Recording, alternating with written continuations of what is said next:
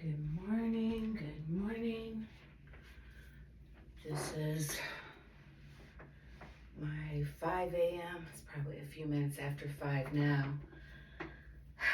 Morning yoga, wake up routine. So I don't have any fancy lights, so I know there's shadows, but I wanted to do this, and I have pets that might be running around my feet. Hopefully won't knock over my phone.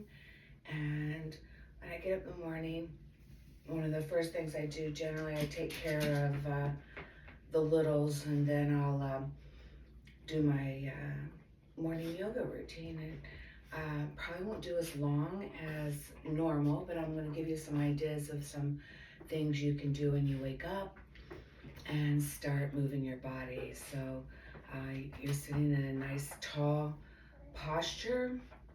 You can do this sitting from the edge of your bed, as long as your feet are flat. I have this nice solid chair that I use. It's not terribly crickety, but it is quite old. So I'm going to just start with a couple of deep breaths, in through the nostrils and out through the mouth.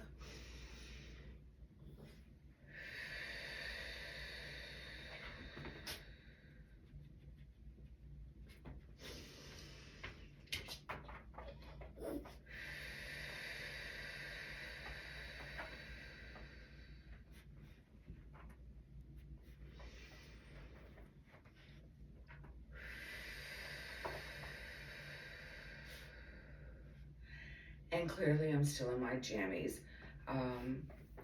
Inhale, I like to connect the breath to the movement when possible. It's not always something you can do, but we're just gonna circle those arms up, really reach up through your fingertips, and exhale, press the palms down.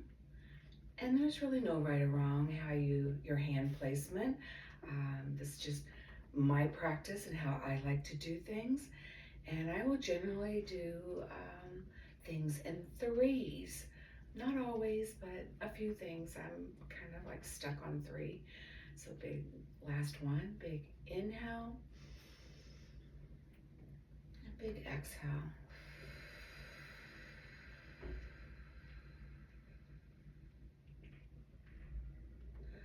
Your exhale is always going to be a little bit longer than the inhale. If you're sitting in a chair, you can always hold on. Lateral flexion, also known as half moon. Get a big stretch for those muscles on your rib cage. Bring your spine into a gentle C curve. If you're a side sleeper, it's great to be able to wake everything up here. Get your fascia lubricated and hydrated. And I will exaggerate my breath a little bit just to remind you to breathe. Big inhale through the nose. Big exhale.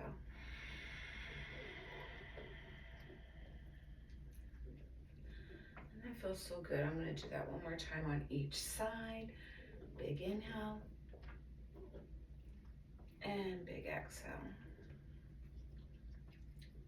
And one last time.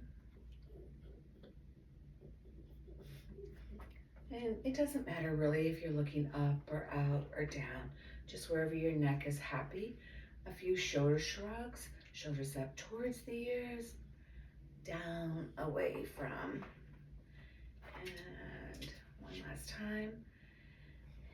And let's reverse those shoulder circles. And I will say that this room is just now being kind of cleared out for this purpose.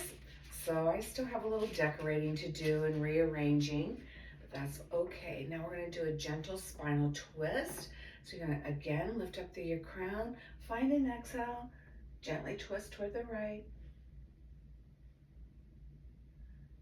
and very slowly come around, twist to the other side. This gives your internal organs a little massage and aids in digestion. I'm going to do that 2 more times to each side.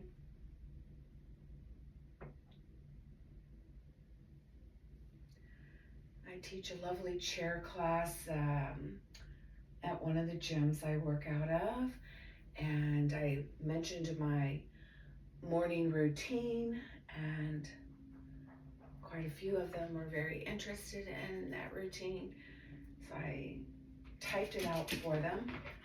It's quite simple, but it kind of gets the joints moving. This next posture I would call a seated pigeon. It's great to get the deep connective tissue in the hip. If you have hip or knee issues, this may not be appropriate for you. The modification would be to cross your ankles here. Your hands are on your thighs. You're always going to readjust your posture, and you're going to tip at the hips. If you have no hip or knee issues and it doesn't bother you at all to bring your ankle up above the opposite knee, we're going to do that. We're going to bring the toes toward the shin. We're going to sit nice and tall. And with an exhale, we're going to tip at the hip here.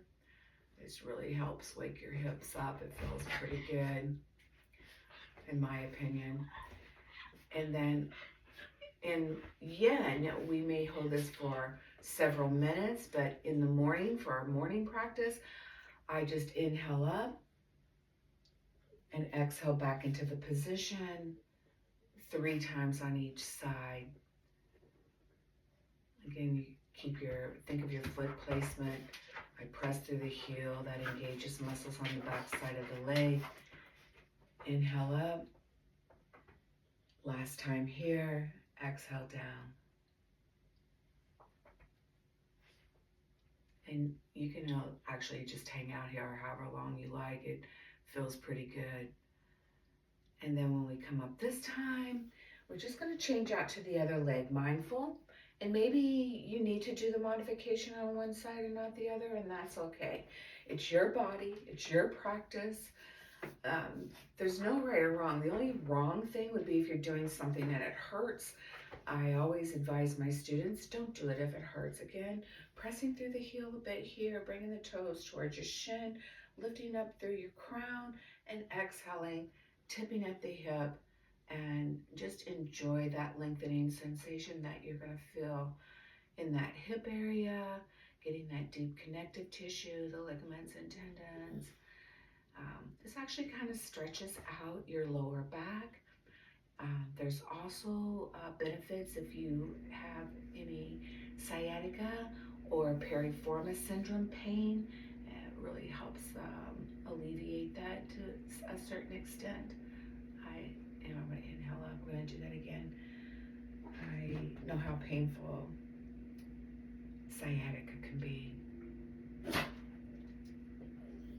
These 2 little monkeys are my Velcro children, my shadows,